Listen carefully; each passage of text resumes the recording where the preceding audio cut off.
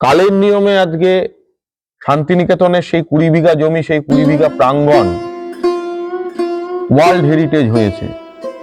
কিন্তু গত পর্বে আপনারা দেখেছেন বা শুনেছেন জমিদার বাড়ির ভগ্ন দশা এবং তার ইতিহাস অঙ্কুশবাবুর মুখ থেকে। আসুন আমরা এই পর্বে অঙ্কুশবাবুর মুখ থেকে বাকি এটা শুনে নিই। জমি তো দেওয়া হলো, সেখানে শান্তিনিকেতন নামে গৃহ, বর্তমানে যেটি মহর্ষি ভবন, সেটি ক্রমশ দুতলাতে পরিণত হলো। মহর্ষি দেবেন্দ্রনাথ ঠাকুর এবারে রায়পুরের থেকেও শান্তিনিকেতনে এসে থাকা শুরু করলেন, যদিও সেটি খুব একটা ধারাবাহিক নয়। আমরা জানি ওই 1800-র ওই যে সময়টা, 7-এর দশক বা 8-এর দশক, এই সময়টা পর্যন্ত উনি শেষবার এসেছিলেন। এই যে মধ্যেখানের মানে দেবেন্দ্রনাথ ঠাকুর না থাকার যে সময়টি, এই সময়টিতে আমাদের রায়পুর সিংহ পরিবারের যে শ্রীকণ্ঠ সিংহ, উনি শান্তিনিকেতনে যাওয়া আসা করতেন, বা বলা চলে ওই শান্তিনিকেতন আশ্রমের দেখাশুনো করতেন।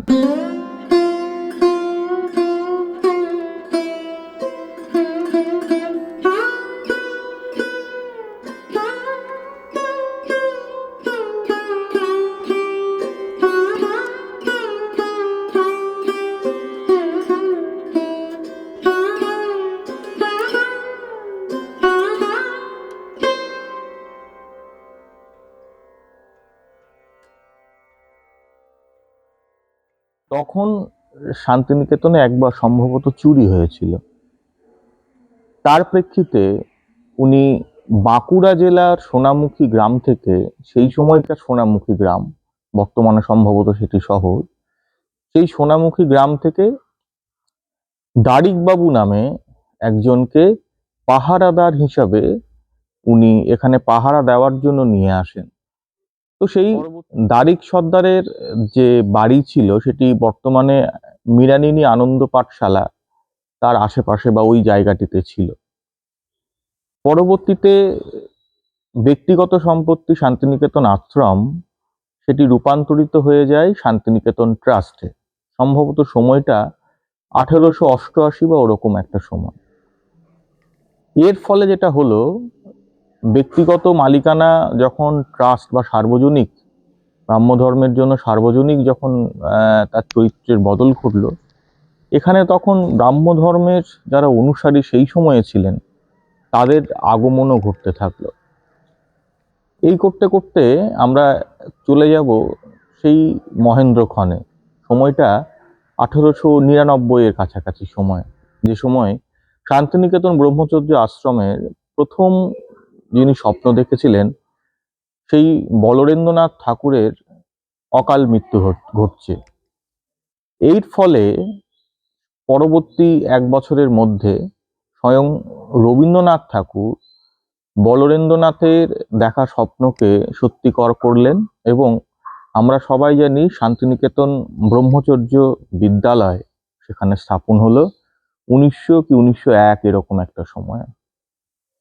এর পরবর্তীতে আমরা দেখতে পাই, যদি আমরা তৎকালীন বৃহত্তর বঙ্গ এবং ভারতীয় রাজনীতিতে আমরা চোখ রাখি, সেই ক্ষেত্রে আমরা দেখতে পাবো 1905 সালে বঙ্গভঙ্গ আন্দোলন শুরু হচ্ছে। এই বঙ্গভঙ্গ আন্দোলন বাংলার কবি, বাঙালি কবি রবীন্দ্রনাথ ঠাকুরকে ক্রমশ জাতীয় স্তরে একটি পরিচিত নাম হিসাবে তুলে আনে।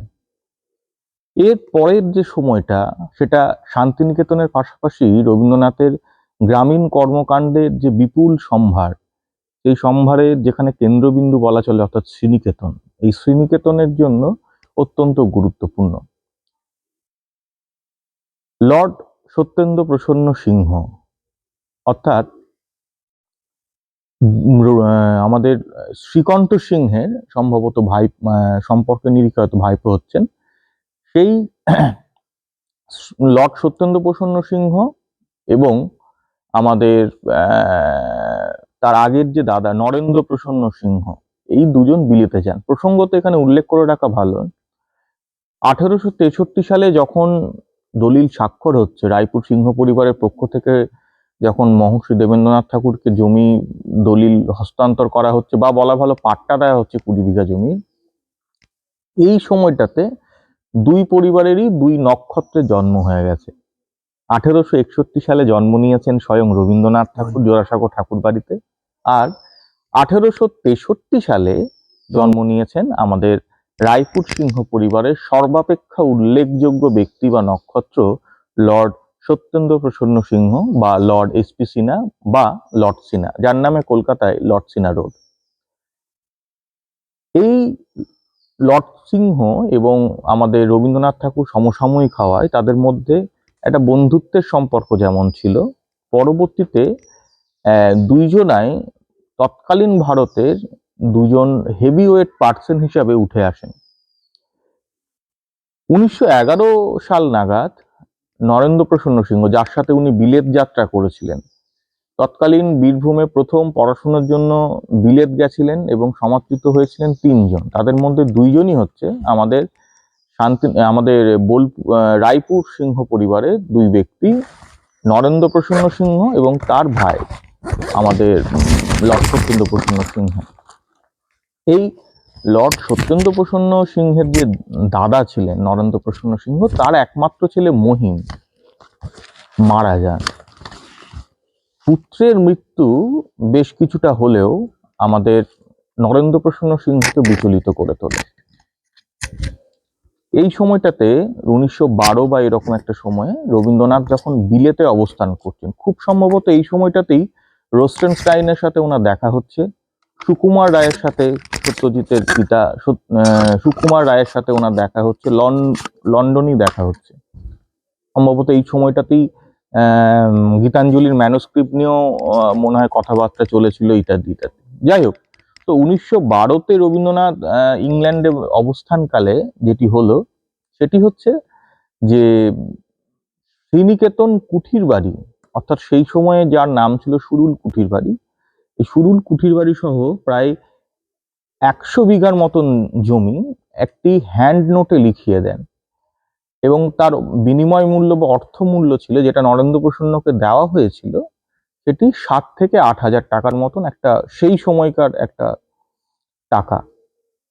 পরবর্তীতে যখন বঙ্গভঙ্গ রোধ হলো এবং 1912-র পরে পরই রবীন্দ্রনাথ নোবেল পেলেন, দেশের সম্পদ, বাঙালির সম্পদ আন্তর্জাতিক সম্পদ হিসাবে যখন পরিচিতি পেল, খ্যাতি পেল, এবং এইদিকে আমরা দেখতে পাচ্ছি যে প্রথম বিশ্বযুদ্ধের শেষ হয়ে যাওয়ার পরে পরে ইম্পেরিয়াল ওয়ার কনফারেন্স, যেটা ইংল্যান্ড এবং ফ্রান্সে হয় 1917 এবং 18 সালে, সেই সময়ে উনি ইউরোপীয় চুক্তির প্রথম স্বাক্ষরকারী ব্যক্তি হিসাবে ছিলেন। ওনাকে অ্যাসিস্ট করেছিলেন তখন বিকানির মহারাজা জয় সিং। তথ্যটা এই কারণে দিলাম যে সেই সময় 2জন পার্সনই হেভিওয়েট পার্সন। তো এই যে অর্থের বিনিময়ে দাদার শ্রীনিকেতন বা সুরুল কুঠির বাড়ি সহ তার আশেপাশে 100 বিঘা জমি হস্তান্তর বা বলা ভালো বিক্রি করাকে স্বয়ং লর্ড সত্যেন্দ্র প্রসন্ন ঠিকভাবে মেনে নেননি। পরবর্তীতে উনি বারংবার এই অর্থ ফিরিয়ে দিতে চেয়েছিলেন। তার কারণটা হচ্ছে উনি রবীন্দ্রনাথের যে সাহিত্য প্রতিভা এবং তার পাশাপাশি ওনার ভারতীয় সমাজ বা গ্রামীণ সমাজ নিয়ে ওনার যে কর্মকাণ্ড বা ওনার যে চিন্তাভাবনা, এই সম্বন্ধে উনি যতটা পরিচিত ছিলেন, ওনার দাদা নরেন্দ্র প্রসন্ন সিংহ কিন্তু ছিলেন না। এখানে একটা অতিরিক্ত তথ্য দিতেই হয়। 1902 সালে লর্ড সত্যেন্দ্র প্রসন্ন সিংহ যে গ্রাম থেকে ওনাকে বিতাড়িত করা হয়েছিল, সমাজচ্যুত করা হয়েছিল বিলেত যাওয়া বা সেই সময়কার একটা কুসংস্কার কালাপানি পার হওয়ার জন্য, সেই গ্রামেরই ওনারই পরিবারের জমিদারির অংশকে কিনে উনি 2টি প্রতিষ্ঠান তৈরি করেছিলেন। দুটোই 1902 সালে। একটি হচ্ছে ওনার বাবা স্মৃতিকণ্ঠ সিংহের নামে একটি বিদ্যালয় এবং ওনার মা তার নামে মনোমোহিনী দাতব্য চিকিৎসালয়।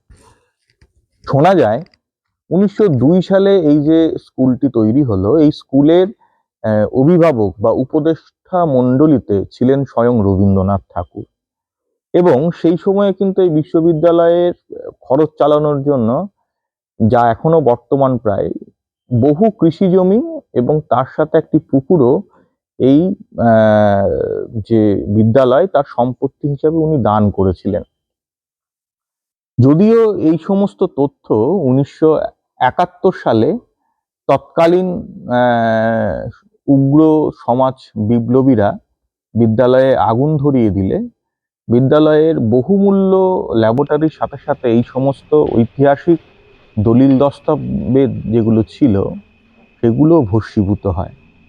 যাই হোক, রবীন্দ্রনাথ অর্থের বিনিময়ে যে বা সমাজের কল্যাণে, জাতির কল্যাণে যে জায়গা, যে বাড়ি উনি কিনেছিলেন, সেই বাড়ি জন্য যে টাকা দিয়েছিলেন সেই টাকা আর আমাদের শ্রীকণ্ঠ সিংহের থেকে কিন্তু ফেরত নিতে চাননি। তার কারণটা হচ্ছে, প্রথমত সেই বাড়িটা যে দারুণ ভালো অবস্থাতে ছিল এমনটা কিন্তু নয়। এর পাশাপাশি যেটা হচ্ছে যে সেই বাড়ির যে জীর্ণ অবস্থা, সেই বাড়িটাকে সারাতে বা ব্যবহারযোগ্য করতেও রবীন্দ্রনাথ তার পরেও কিন্তু বিপুল অর্থরাশি সেই সময় খরচা করেছিলেন।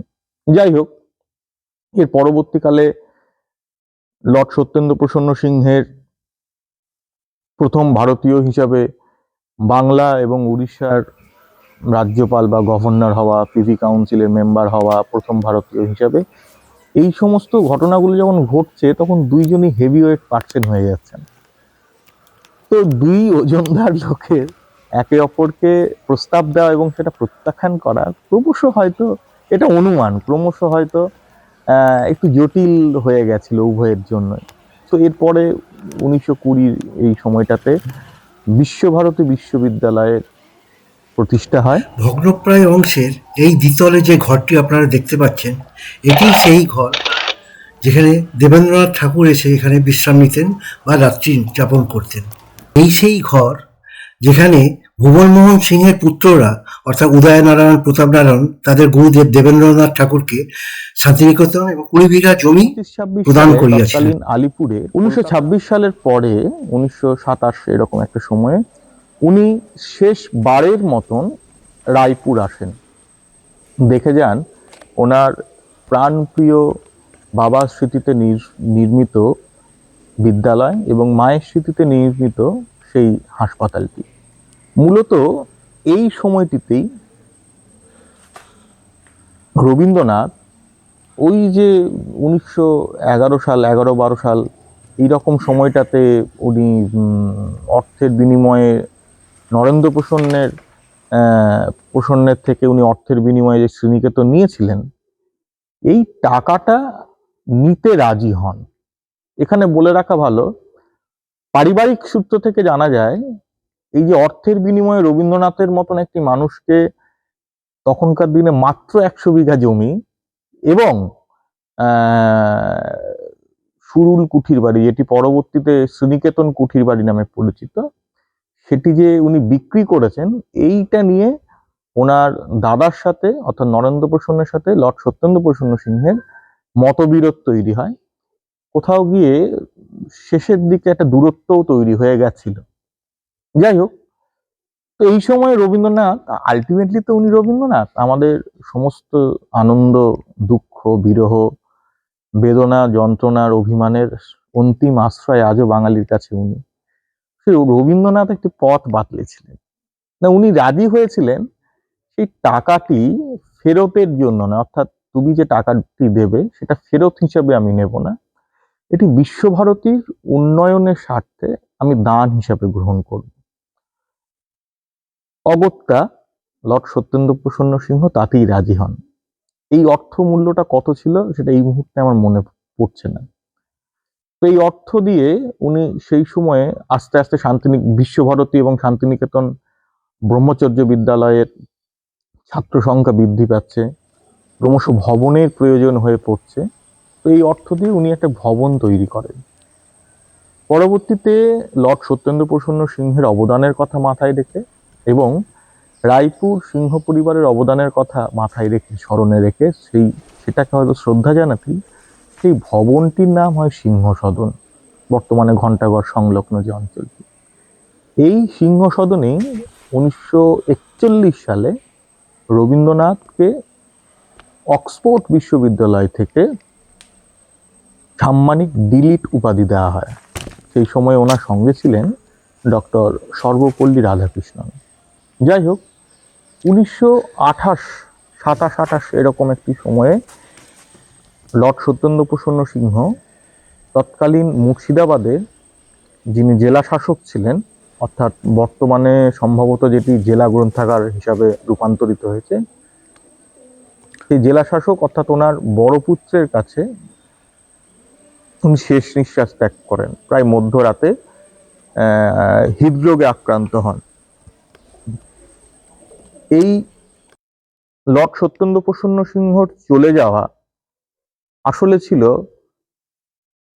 শান্তিনিকেতনের সাথে রায়পুর সিংহ পরিবারের যোগাযোগ, বা আরো নিবিড়ভাবে বলতে গেলে কলকাতা জোড়াসাঁকো ঠাকুরবাড়ির সাথে রায়পুর সিংহ পরিবারের যোগাযোগের যে কফিন, তাতে শেষ ফ্রেক হিসাবে এই মৃত্যুকে আমরা ইতিহাসের নিরিখে দেখতে পারি। পরবর্তীতে রবীন্দ্রনাথের একাধিকবার অসুস্থতা এবং তার চলে যাওয়া জোড়াসাঁকো ঠাকুরবাড়ির যে গৌরবোজ্জ্বল যে দিন, সূর্য তার যেমন অস্তমিত হওয়া হিসাবে আমরা দেখতে পারি, ঠিক তেমনি 1927 সালে লর্ড সত্যেন্দ্রপ্রসন্ন সিংহের চলে যাওয়া এই রায়পুর সিংহ পরিবারের সেই গৌরবোজ্জ্বল দিনের অস্তগামী মুহূর্তকে আমরা সেই রকম ভাবে দেখতে পারি। যাই হোক, যখন শ্রীনিকেতন হলো বা শান্তিনিকেতন হলো, তখনও কিন্তু এই রায়পুর সিংহ পরিবার থেকে বহু সাহায্য গেছে। ইতিহাসে হয়তো সেই দলিল, সেই ঘটনা, সেই তথ্য যথাযথভাবে সংরক্ষিত হয়নি। যেমন ধরুন, শ্রীনিকেতন যখন হলো, সেখানে বাচ্চারা যখন কাজকর্ম মানে আবাসিক হিসেবে থাকা শুরু করলেন ইত্যাদি ইত্যাদি, সেই সময়টাতে কিন্তু রায়পুর সিংহ পরিবারের থেকে দুধ থেকে আরম্ভ করে খাদ্য এগুলো কিন্তু যেত শ্রীনিকেতনে।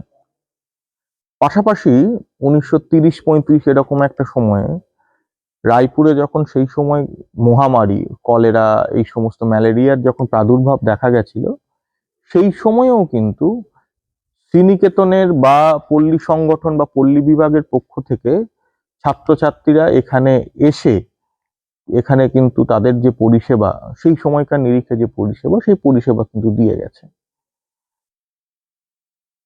1947 সালে দেশ স্বাধীন হওয়ার পর মুহূর্তে জমিদারি প্রথা বিলোপ এবং বিশ্বভারতীর বিশ্ববিদ্যালয়ের কেন্দ্রীয়ায়ন হওয়া, অর্থাৎ কেন্দ্র সরকারের আন্ডারে নিয়ন্ত্রণে চলে যাওয়া একটা টার্নিং পয়েন্ট। যে দূরত্ব সদ্যজাত শিশুর মতন রবীন্দ্রনাথের চলে যাওয়ার পরেও টিকেছিল, সেই দূরত্ব স্বাধীনতার পরবর্তী সময়ে এবং বিশেষত জমিদারি প্রথা বিলোপ এবং গুরুত্বপূর্ণভাবে বিশ্বভারতীর কেন্দ্রীয়ায়ন হওয়া বা কেন্দ্র সরকারের অধীনে চলে যাওয়া, সেই দূরত্বকে সাবালক করে দেয়। বর্তমানে রায়পুর সিংহবাড়ি বা সিংহ পরিবারের যে ভগ্নপ্রায় অট্টালিকাটুকু টিকে আছে, এটি বলা যেতে পারে অন্দরমহলের অন্দরমহল। সম্ভবত আগেই বলেছি যে এই পরিবারের যে বসত ভিটে, তার বিস্তার ছিল প্রায় 63 থেকে 64 বিঘা। বর্তমানে যেটুকু বসত ভিটেকে আমরা আইডেন্টিফাই করতে পারি বিভিন্ন রকম আপনার ভাঙাচোরা পাঁচিল সহ অন্যান্য ধূলিসাৎ হয়ে যাওয়া স্থাপত্যের অবশিষ্ট অংশ দিয়ে, সেখান থেকে আমরা বর্তমানে মাত্র 20 বিঘাকে আমরা আইডেন্টিফাই করতে পারি। তো এই 20 বিঘার মধ্যেই 5-5টা পুকুর আছে। তার মধ্যে যেমন 4টে জলের, একটা তেলের। তখন তো ট্যাক্স হিসাবে বিনিময় প্রথাটাই চালু ছিল, মানি তো তখন মানুষের হাতে ছিল না। তো তখন ট্যাক্স হিসাবে সর্ষের তেল দেওয়া হতো এবং তার পরিমাণ এতটাই বেশি ছিল তো সেই তেলকে স্টোর করে রাখার জন্য, রিজার্ভ করার জন্য সুইমিং পুলের আদলে একটা পুকুর, মানে অগভীর পুকুর ডেফিনেটলি, তার নিচে এবং দুটো সাইড চারিধার বাঁধানো এইরকম একটি পুকুর করা ছিল, এবং ওপরে ছাউনি টাউনির ব্যবস্থা ডেফিনেটলি ছিল। সেই পুকুরটা আজও এখানে তেল পুকুর নামেই পরিচিত আর কি। যাই হোক, তো স্বাধীনতার পরবর্তী সময়ে জমিদারি প্রথা বিলোপ হয়ে যাওয়া এবং ক্রমাগত বিগত শতাব্দীর সূচনা লগ্ন থেকেই এই পরিবারের যারা, বা তার আগে থেকেই এই পরিবারের যারা ইয়াং ব্লাড, তারা ক্রমশ উচ্চশিক্ষায় শিক্ষিত হয়ে আর 5টি শিক্ষিত সম্ভ্রান্ত জমিদার পরিবারের মতনই তারা শহরমুখী হয়েছেন বা বিদেশমুখী হয়েছেন। তো এই শহরমুখী হয়েছেন বা বলা চলে তারা বিদেশে চলে গেছেন, তারা আর গ্রামে কখনো ফেরেননি। আমার ব্যক্তিগত একটা অনুমান বলতে পারেন, জমিদারি প্রথা যদি বিলোপ নাও হতো, তাহলে এই হিউম্যান রিসোর্স বা ফ্যামিলি রিসোর্সের অভাবে এই জমিদার পরিবারগুলো তাদের যে জমিদারি পরিচালনা, তাতে ধস নামা কোনো অস্বাভাবিক ঘটনা হতো না। তার কারণ এই জমিদার পরিবারগুলো অর্থনৈতিকভাবে দুর্বল হয়ে যাওয়ার পেছনে অন্যতম কারণ ছিল তাদের এই যে বিপুল ভূসম্পত্তি, এইগুলো দেখার মতন তাদের নিজের ফ্যামিলি ব্লাড ছিল না। তারা ক্রমশ স্বাধীনতার আগে আগে থেকেই তারা ক্রমশ কর্মচারী নির্ভর একটা ব্যবস্থাপনার দিকে ঝুঁকে গেছিল বা ঝুঁকতে বাধ্য হচ্ছিল। আর 5টি পরিবারের মতনই যখন এই বাড়িটিতে তাদের যারা বংশধর বা শরিক তারা আস্তে আস্তে থাকা কমিয়ে দিল বা অন্যত্র বসবাস করতে থাকলো, তখন থেকে এই বাড়িটি পরিত্যক্ত হওয়ার সূচনা ঘটে যায়। 1940 বা 42 এরকম একটা সময়ে ভূমিকম্পতে এই বাড়ির সর্বপ্রাচীন যে অংশগুলি, অর্থাৎ এই বাড়িটা তো এত বড় বাড়ি তো মানে একেবারে তো হয়নি, ধাপে ধাপে প্রয়োজনের ভিত্তিতে হয়েছে। তো পুরনো যে অংশগুলি ছিল সেই অংশগুলির অধিকাংশটাই ভেঙে পড়ে। এরপরে পাশাপাশি ধরুন লোক সংখ্যা, ফ্যামিলির মানুষজন থাকা কমিয়ে দিচ্ছে, এইটা পরিত্যক্ত হওয়ার একটা কারণ। আপনারা স্বাধীনতার পরবর্তী সময়ে এই বাড়ির কয়েক দশকের ভেতরেই এই বাড়ির চেহারা কেমন ছিল এটি দেখতে গেলে আপনাদের দেখতে হবে খান্ডাহার সিনেমাটি, মৃণাল সেনের। ওই সিনেমাতে এই বাড়ির যে সেই সময়কার ছবি, এইটা সংরক্ষিত হয়ে গেছে। আসলে পরিচালক গৌতম ঘোষ এক সূত্রে এই পরিবারের আত্মীয়। আচ্ছা। মৃণাল সেন এই বাড়ির খবর গৌতম ঘোষের কাছ থেকেই পান। আচ্ছা। আদতে গৌতম ঘোষের দ্বিতীয় সম্ভবত বা তৃতীয় পার বলে যে ছবি, পার বলে, হ্যাঁ, নাসিরুদ্দিন আর বোধহয় স্মিতা পাত্র ছিলেন। সেই সিনেমার যিনি প্রডিউসার ছিলেন স্বপন সরকার, তিনি এই বাড়ির নাতি। আচ্ছা। যাই হোক, তো সেই সময়ের যিনি শেষ রানীমা ছিলেন, অর্থাৎ প্রমথনাথ সিংহের স্ত্রী, দ্বিতীয় স্ত্রী, উনি অন্তিম সময় পর্যন্ত চেষ্টা করে গেছেন এই বাড়ির যে ঐতিহ্য, সেই ঐতিহ্যগুলোকে বজায় রাখার। তার মধ্যে যেমন নারায়ণ সেবা আছে, নিত্য নারায়ণ সেবা, রাস উৎসব আছে, তার মধ্যে এই বাড়ির অর্থ আনুকূল্যে 24 প্রহরের মতন একটি উৎসব আছে, ধর্মরাজ পুজো আছে, এই পরিবারের নিজস্ব রানীমায়ের প্রচলন করা বা প্রমোদ বাবুর প্রচলন করা বাসন্তী পুজো ছিল। এখান থেকে সুরুল বলে আপনার সুখবাজার, ইলামবাজার সুখবাজার জঙ্গল যেটা, সেখানে দুর্গাপুজো যেমন ছিল। আচ্ছা, এক কথা ডিস্টার্ব করে জিজ্ঞেস করছি, তখন কি মানে এখানে ওই মানে ব্রাহ্ম ইয়ের মানে প্রভাব পুরো কিছু পড়েনি? ব্রাহ্ম ধর্মের দুর্বলতা এবং সবলতার জায়গা যেটা ছিল সেইটাই দুর্বলতার অংশ হিসাবে নির্বাচিত হয়। বা এই সাকার নিরাকার যে বা ব্রাহ্ম ধর্ম চিরকালই এলিট ক্লাসের ধর্ম হিসাবে থেকে গেছে। এইটা যেমন তাকে একটা উচ্চতা বা পর্যায় দিয়েছে, এটা তেমন তার দুর্বলতারও একটি কারণ।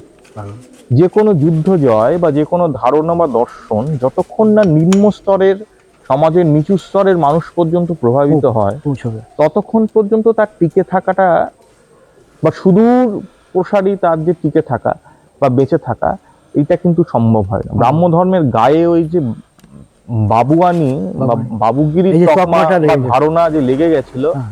এটা আজন্মকাল রবীন্দ্রনাথকেও বহন করতে হয়েছে কলকাতার বাবু হিসাবে, হ্যাঁ হ্যাঁ আবার ব্রাহ্ম ধর্মকেও এটা বহন করতে বহন হয়েছে করতে যে হয়েছে। ওটা এলিট ক্লাসের বা বাবুদের ধর্ম হিসাবে।